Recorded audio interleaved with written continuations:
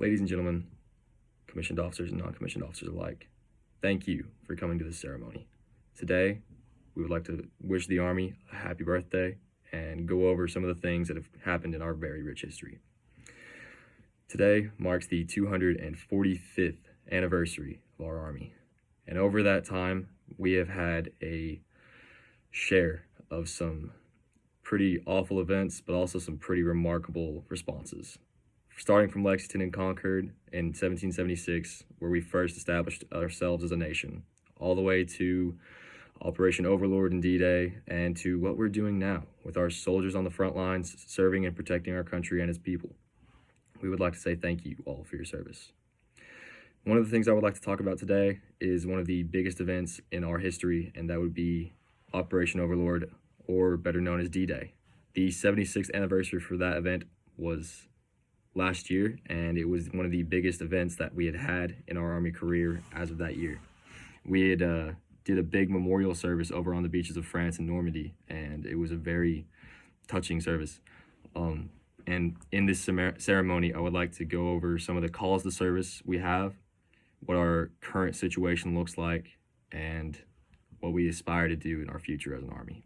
Now, some of the calls to service we've had over the years have been from Army families serving generation after generation, and then some have just been spur of the moment sign-ons that didn't know what they were doing and wanted to find some way to serve their country. Either way, both are respectable and both require our undivided admiration.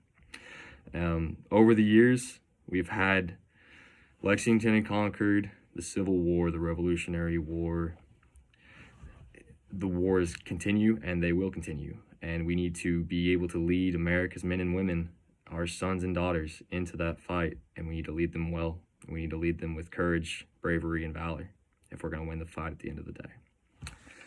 One of the biggest things that we need to do as an Army is maintain our force, maintain our cool, and maintain our ability to win hearts and minds throughout the globe. One of the biggest Army mottos is we fight to win and keep the hearts and minds of the nations that we're in. And that is something that needs to be at the forefront of every person in attendance at the ceremony today, as well as people that aren't in the Army yet and will soon be in. We are here as a force, whether we are in active wartime or not, to win the hearts and minds of our nation as well as the other host nations that we are in.